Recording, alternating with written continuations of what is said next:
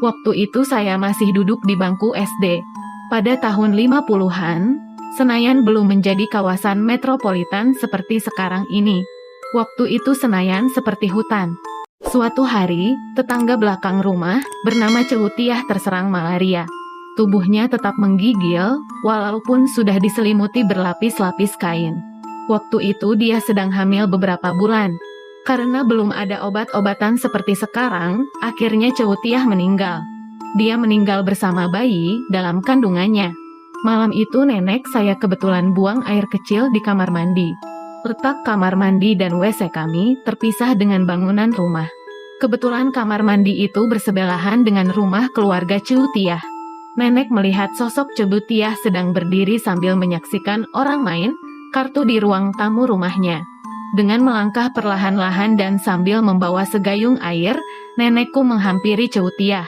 Nenekku menyiramkan air itu ke arah Cewutiah sambil berkata, "Pergi kamu." Lalu Cewutiah pergi. Tapi bukan dengan berjalan, melainkan melayang. Ia terbang sambil mengeluarkan suara aneh. Cik dot dot cik dot dot cik dot dot cik. Suara itu mirip anak ayam. Setelah kejadian malam itu Uding, suami Cewutiah terserang demam tinggi. Tapi bola mata Uding selalu melotot dan mulutnya selalu berteriak-teriak menyebut nama almarhumah istrinya, "Ampun Tiah, ampun Tiah."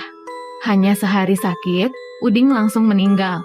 Dia meninggal dalam keadaan kedua bola matanya membelalak. Anehnya di leher mayat si Uding ada bekas cengkeraman tangan.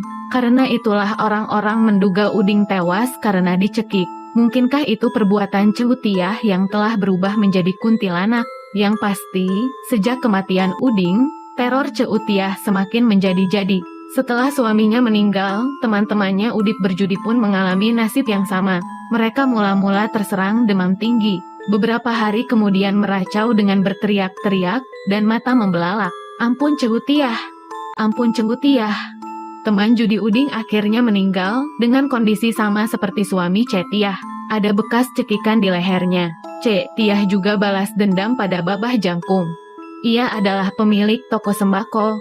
Babah Jangkung rupanya pernah memaki Cetiah semasa hidupnya, karena utang belanja sembako di tokonya tidak terbayar. Cetiah juga balas dendam pada tetangganya yang pernah bertengkar dengan almarhumah.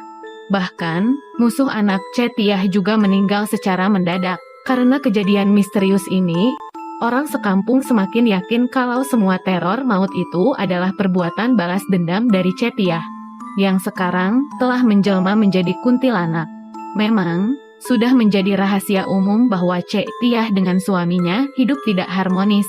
Kedua suami istri itu sering bertengkar. Salah satu penyebabnya adalah karena suami Cetiah pejudi berat. Uang yang didapat sebagai buruh bangunan selalu digunakan untuk judi, sehingga utang ke Babah Jangkung tidak pernah lunas. Awal tahun 60-an, penduduk Senayan terkena penggusuran. Dan di areal itu akan dibangun komplek Gelora Bung Karno dalam rangka Asian Games. Sejak penggusuran itu, teror maut Cetiah tidak pernah terjadi lagi. Anak-anaknya yang menjadi yatim piatu pulang kampung. Hampir setengah abad berlalu kejadian misterius itu, namun rasanya baru saja kemarin terjadi. Bila ingat lagi saya bergidik ngeri.